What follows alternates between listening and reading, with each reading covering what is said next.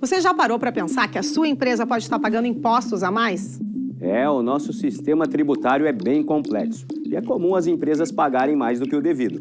Saiba que é possível recuperar os valores dos últimos 5 anos e reforçar o seu caixa. A Fortus Tax é especialista no assunto e já ajudou muitas empresas nos seus 18 anos de atuação. E o mais importante, você só paga pelo serviço depois que o dinheiro estiver na sua conta. Fortus Tax. Pagar o justo é o nosso forte. Em tempos de juros altos, margens reduzidas e incertezas, rever estratégias é fundamental para manter o seu negócio competitivo. Esse cenário exige planejamento e organização financeira. Nessas horas, qualquer ajuda é bem-vinda, mas a ajuda de um especialista é necessária. A Fortus Consulting conhece na prática e tem as soluções adequadas para cada situação. Fortus Consulting. Melhorar os seus resultados é o nosso forte.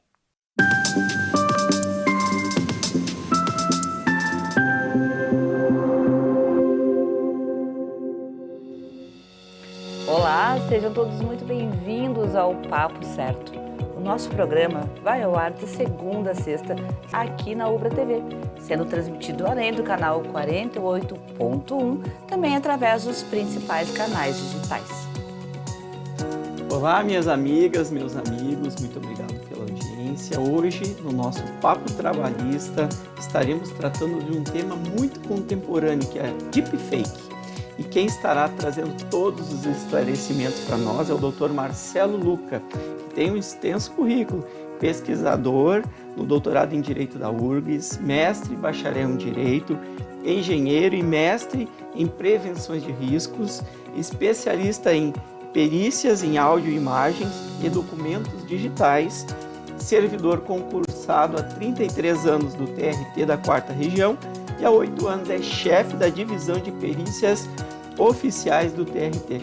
Parabéns pelo currículo e muito obrigado pela presença no programa. Obrigado pelo convite, Amanda. Muito obrigado. Vamos ver se a gente consegue fazer um bom debate aqui hoje e trazer alguns esclarecimentos. Seja muito bem-vindo à nossa bancada. Obrigado. Você de casa que nos assiste já sabe, o nosso programa é interativo. Então envie a sua dúvida ou comentário sobre Deepfake para o nosso convidado responder logo após o término do nosso programa. Agora um intervalinho de 30 segundinhos e já voltamos.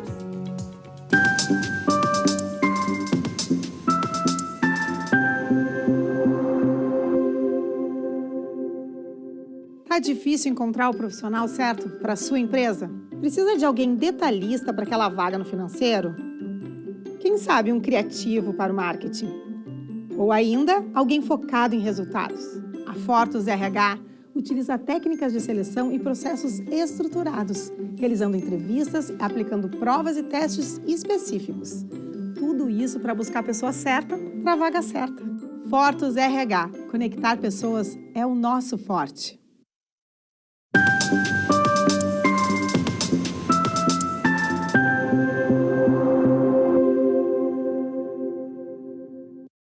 Também quero lembrar vocês que aqui no Papo Certo tu pode sugerir o tema ou o assunto, inclusive também o convidado que tu queres ver aqui na nossa bancada, através do nosso Instagram, papocerto.com.br. O doutor Marcelo, dando início ao nosso Papo Certo de hoje, explique para nós, afinal, o que é Deepfake. Bom, Ivanir, vamos lá. A palavra deepfake é uma palavra que vem a partir de uma construção de um investigador. É o conceito, né? Fake, falso, deep, profundo. É uma falsificação muito profunda, muito forte, que ela consegue dar uma falsa percepção do que seja real, uma falsa impressão de que aquilo seja verdadeiro. Essa palavra já existe no vocabulário há cerca de uns 10 anos, mais ou menos. E este é o conceito. Deepfake é uma falsa informação feita com muita profundidade, geralmente associada a imagens e vídeos. Marcelo, cita pra gente, por gentileza, alguma imagem que tenha sido usado publicamente e que tenha trazido consequências, principalmente para a economia. Olha, nós temos alguns exemplos, situações bem recentes agora mesmo, neste ano, 2023, e eu trouxe aqui, vamos ver se vamos pedir ajuda da produção. Essa imagem aqui é uma imagem que circulou, muito conhecida, uma imagem do Papa Francisco com um casaco, né? a imagem perfeita, com ótima resolução, circulou em vários... E a imagem seguinte que nós temos, vamos ver se coloco aqui, mostra que essa imagem, inclusive, ficou durante alguns dias na capa do site da Vogue, que é uma revista de moda reconhecida internacionalmente. Aí diz, Papa Francisco é vestido por Philippe Sortinelli e chama atenção com o casaco da moda. Esta imagem é falsa, totalmente falsificada. Aquela imagem do Papa foi construída por inteligência artificial, é uma deepfake, e acabou gerando uma notícia num site de uma revista muito famosa, de grande prestígio, e que naquele momento alguém poderia ter, inclusive, se por acaso aparecesse algum vendedor vendendo casaco, as pessoas iriam comprar para o seu casaco do Papa. E tem uma outra imagem, que ela até tem uma baixa resolução, mas eu vou pedir a próxima imagem, por favor, que essa imagem é de abril, maio deste ano. Esta imagem mostra uma explosão no Pentágono, em Washington, Estados Unidos. Essa imagem foi distribuída por agências de notícia internacionais, circulou o mundo inteiro rapidamente. Essa imagem também é uma imagem falsa, foi criada também através de uma manipulação, inserção. Não aconteceu essa explosão no Pentágono, mas qual foi a consequência imediata? Que daí a próxima tela aqui, vamos ver se a gente consegue mostrar. Qual foi a consequência imediata dessa explosão, da circulação dessa falsa imagem? E aqui mostra bem o ponto vermelho aqui, que mostra um gap aqui no meio do gráfico, né? Durante o tempo que essa imagem ficou no ar, as cotações na Bolsa de Valores no mercado internacional despencou. Ou seja, durante um bom tempo, saiu aquela correria, aquele pânico, vende, compra. Alguém usou essa imagem de uma maneira indevida, usou uma falsa imagem e teve consequências. Depois foi retomado o ponto e tudo mais, mas essa questão, uma deepfake, ela pode levar a uma consequência de induzir as pessoas a fazer ou não fazer algo que deveriam fazer. É realmente bem importante. E a tecnologia, ela permite criar uma deepfake, mas ela também permite identificar uma imagem falsa, um vídeo falso? Ivanir, sim. A mesma tecnologia que permite fazer é a tecnologia que permite que nós, na atuação pericial, consigamos identificar. Está ficando difícil, está ficando complicado. O nosso esforço sempre é para pelo menos estar empatado, né? Tem aquele ditado espanhol, echa la ley, echa la trampa, né? Alguém já busca o caminho. A tecnologia que vem para favorecer é a tecnologia que vem para daqui a pouco fazer algo visando lucro ou vantagens individuais. Mas sim, nós hoje ainda temos condições. Algumas coisas são muito grosseiras, que qualquer olho que, independente de estar mais treinado, não consegue perceber. Mas a tecnologia tem evoluído. Entretanto, isso exige que nós, que atuamos do outro lado, a partir do judiciário, estejamos também bem atentos. E por isso a necessidade de qualificação permanente e de utilização de todas as ferramentas que nós também temos acesso. E como o judiciário está lidando com isso, Marcelo? O judiciário lida com isso se preparando, né, sempre tentando antecipar. Essa é a parte mais difícil, né? Quando faz gestão e quando faz, principalmente no caso da justiça, tem que pensar o que pode acontecer. Lembrando, quando um processo chega até nós, esse processo chega a partir de um ato, de um fato ocorrido, fato pretérito. No momento que nós temos que tomar uma decisão, encaminhar, subsidiar, instruir uma prova, a partir daquilo que tem acontecido, nós temos que saber que a gente tem que estar preparado para isso. E o judiciário se prepara. Por exemplo, no caso, já foi citado aqui na abertura, atuo na unidade de perícias oficiais do TRT da 4ª Região. Toda a nossa equipe tem formação no mínimo nível de pós-graduação. Eu ia lhe perguntar como é que funciona essa divisão e que tipo de trabalho vocês fazem lá. Certo.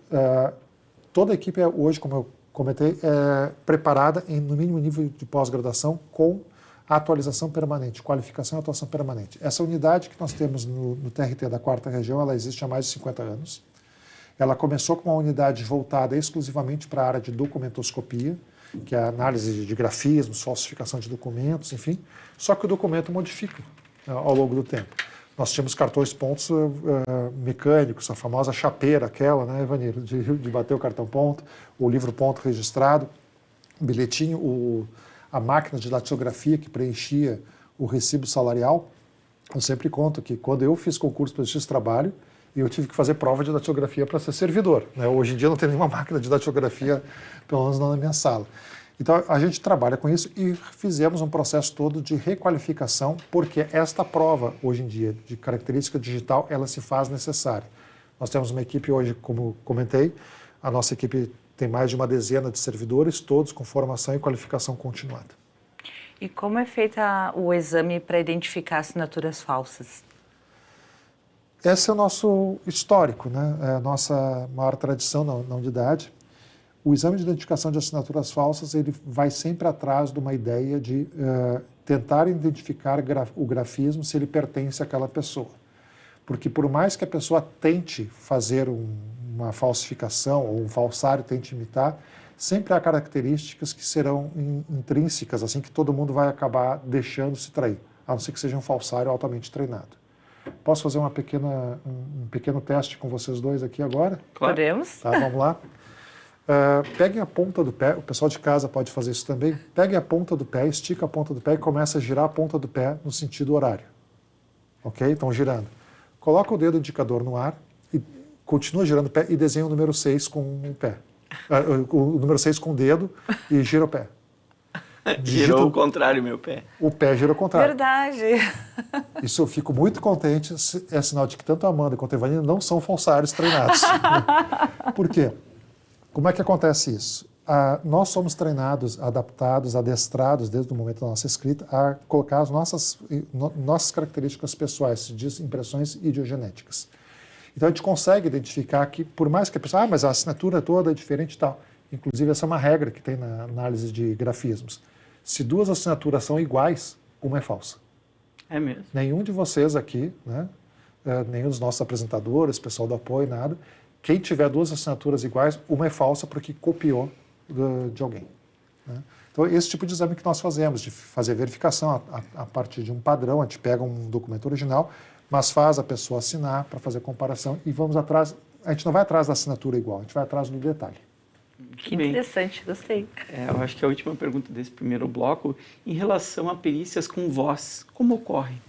A perícia com voz, como eu comentei, hoje a nossa equipe foi ressignificada, ampliada a oferta de serviços, porque há uma necessidade no processo. As relações de trabalho, as relações judiciais, elas estão hoje permeadas por uma série de outros instrumentos que estão dados.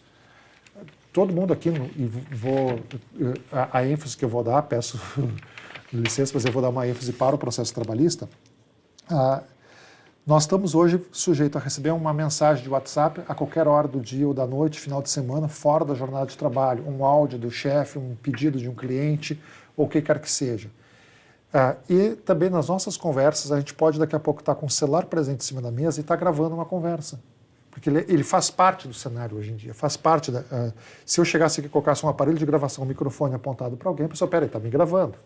Não vou falar sobre o que eu falaria de maneira fluida, de maneira natural.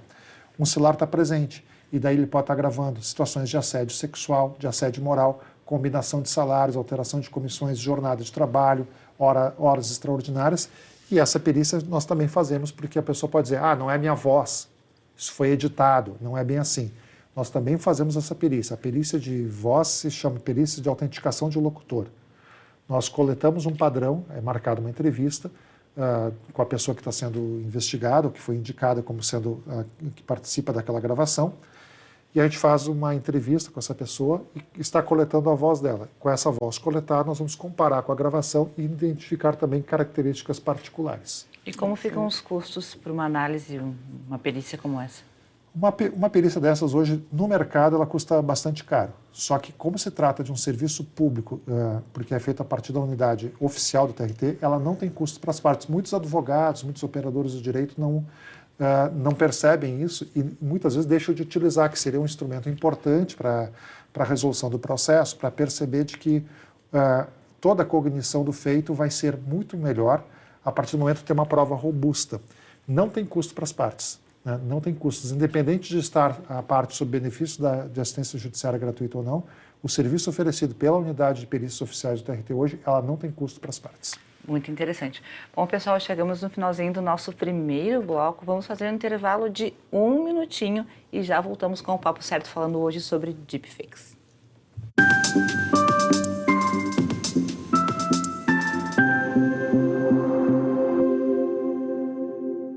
tal ganhar o prato do seu acompanhante? Com esse app você compra um e ganha um. Simples assim. Vale também para ingressos e hospedagens. De Gramado para o Brasil, o Prime Gourmet traz experiências incríveis para você. Baixe o app grátis e assine quando for usar. Já somos mais de 500 mil aproveitando esse guia gastronômico e turístico. Faça parte desse clube também. Para o cliente, economia e experiências em dobro por um ano. Para o parceiro Prime, clientes selecionados. Uma forma elegante de utilizar descontos. Em tempos de juros altos, margens reduzidas e incertezas, rever estratégias é fundamental para manter o seu negócio competitivo. Esse cenário exige planejamento e organização financeira. Nessas horas, qualquer ajuda é bem-vinda, mas a ajuda de um especialista é necessária. A Fortus Consulting conhece na prática e tem as soluções adequadas para cada situação. Fortus Consulting. Melhorar os seus resultados é o nosso forte.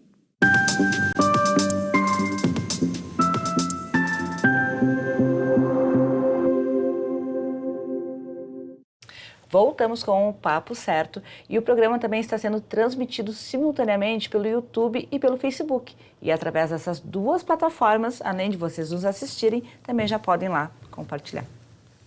Dando então seguimento no nosso Papo Certo, doutor Marcelo, saiu uma notícia lá no site do TRT, do TRE, falando sobre um convênio para realizar também perícias na Justiça Eleitoral. Pode falar um pouquinho mais para nós? Posso. Enfim, foi feito um convênio, até porque uma das metas do CNJ é a integração entre os tribunais para poder economizar recursos públicos, né, para que os diversos tribunais nos seus ramos de especialidades possam se ajudar reciprocamente, mutuamente. Então, a Justiça Eleitoral teve, e todo mundo aqui vai entender o que eu estou querendo referir, passamos por um processo eleitoral no qual, por exemplo, a questão de mensagens de WhatsApp, áudios, vídeos, imagens, foi um elemento muito importante na disputa eleitoral. Muitas delas adulteradas, falsificadas ou produzidas de maneira totalmente artificial, visando obter vantagem para determinada candidatura, enfim.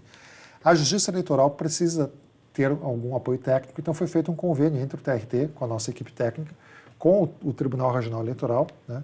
Foi na gestão do presidente Francisco Rossal Araújo e do presidente Meixe, do TRE, e nós começamos a fazer perícias para poder apurar a questão dos crimes eleitorais. Então, até estamos agora entrando em 2024, teremos eleições esse ano, e já fica aqui um aviso, né? A Justiça Eleitoral está instrumentalizada a partir do apoio junto com o TRT, com a nossa equipe, para poder auxiliar na produção de provas técnicas dentro dessa utilização de imagens, áudios e vídeos durante o processo eleitoral. E, Marcelo, se alguém quiser ser perito, qual é o tipo de qualificação necessária e como se cadastrar? Amanda, ser perito, né? Ser o expert, o especialista, enfim, como é que a pessoa se torna? Eu acordei hoje de manhã, estou a fim de ser perito. Quero um emprego de perito. Perito não é uma pessoa que se forma em 20 minutos, não é uma pessoa que se forma a partir de um cursinho online, com todo respeito à formação EAD, né? Já fui conteudista, já dei aulas online, enfim, já fui aluno em sistemas de transmissão EAD, mas não é um curso de curta duração. O perito é a pessoa que se forma a partir da experiência. A palavra perícia é aquele que tem habilidade, conhecimento sobre o assunto do assunto sobre o qual ele está tratando. Então, o perito é uma pessoa que se faz a partir de uma formação continuada, qualificada, e que esteja atento a tudo que tenha naquela área de conhecimento e que escolha uma área.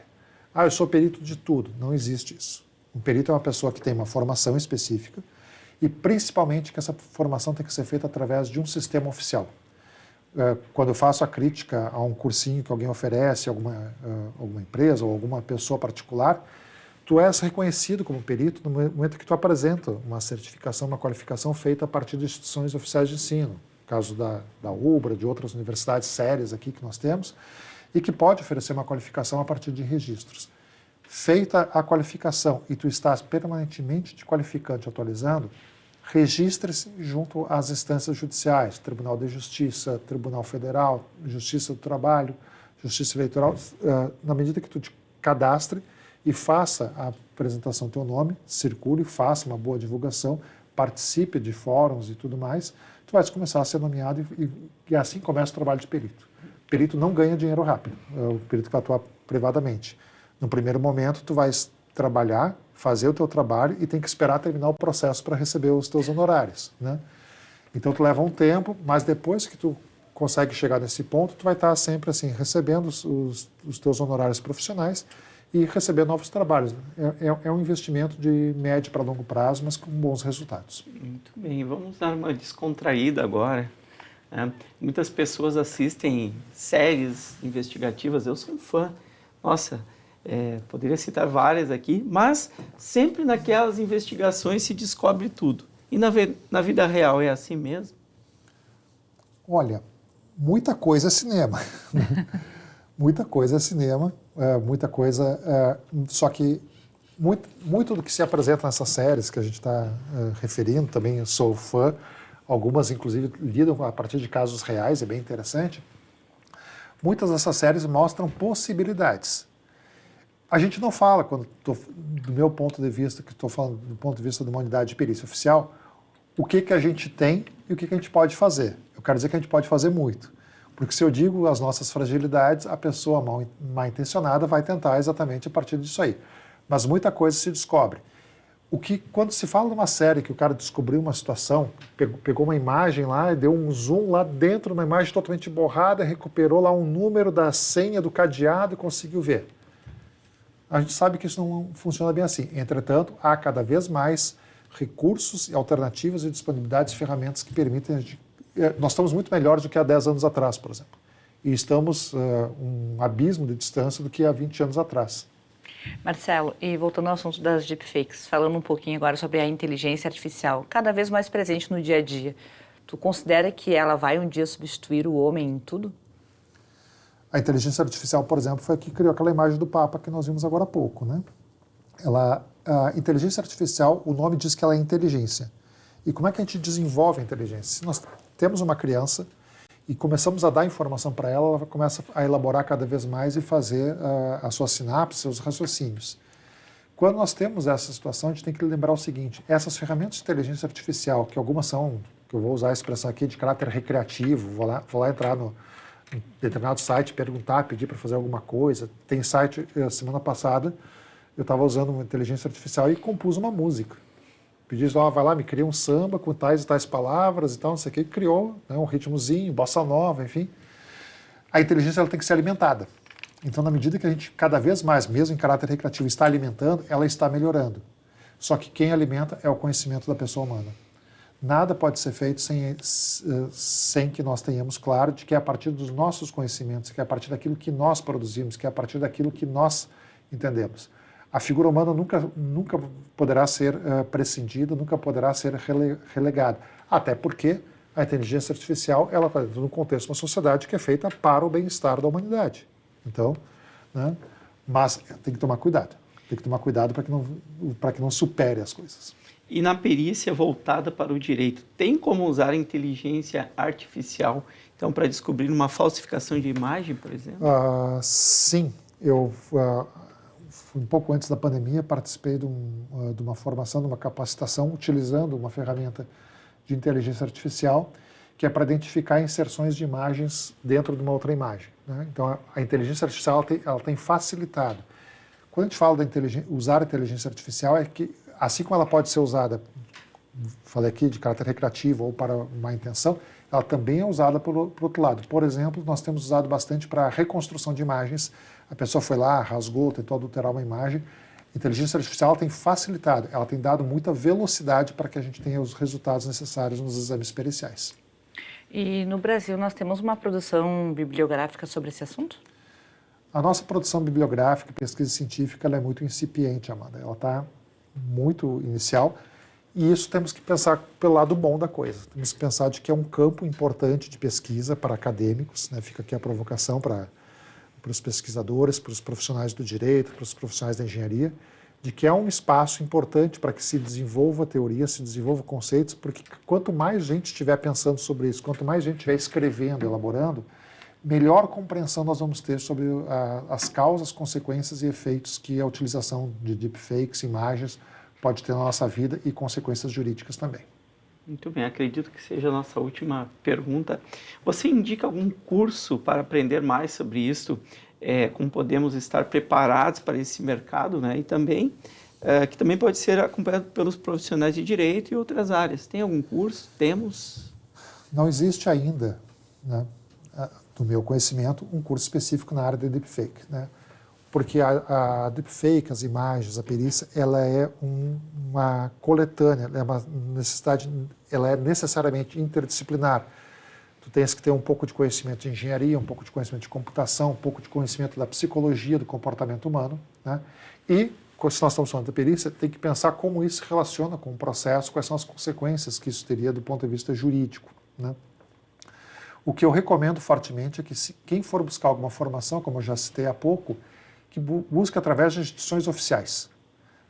Procure uma instituição legalizada, procure uma instituição que tenha registro no Ministério da Educação, que tenha alguma expertise, verifique quem são os docentes, quem são as pessoas que estão ministrando, qual é a capacidade deles, quais são os históricos, os currículos. Ninguém é melhor que ninguém. Aquela frase importante, não existe saber mais ou saber menos, há saberes diferentes, né? Essa frase quer dizer o seguinte: nós não temos que ficar pensando que, porque a pessoa tem um currículo enorme, vai saber mais, ela vai saber alguma coisa muito específica. Então, procure uma capacitação através a minha sugestão, de instituição oficial, com um corpo de docente que seja qualificado e que efetivamente tenha resultados e aplicação. E se não encontrar um curso, talvez fazer diversos cursos complementares, entrar por uma área... Dentro dessa ideia da interdisciplinaridade. Da tecnologia, né? Do comportamento humano, do direito. Eu vou usar aqui o meu caso. Eu sou uma pessoa que tem essa formação tanto na engenharia quanto no direito e estou me esforçando para tentar permanentemente amarrar esses dois mundos. Marcelo, foi muito boa a tua entrevista, muito obrigada por ter compartilhado conosco, o pessoal de casa aí, esse assunto tão importante, né, e que faz toda a diferença na vida das pessoas e elas nem percebem. Muito obrigado pelo convite, Evanir, muito obrigado, Amanda. Muito bem, agradeço a todos que nos assistiram, deixo um abraço grande especial lá para o pessoal de Bento Gonçalves. Então, pessoal, não façam deepfakes. Fica aqui a dica do nosso convidado. Então, amanhã mais um Papo Certo inédito para vocês. Estaremos aqui e esperamos a todos. Até lá.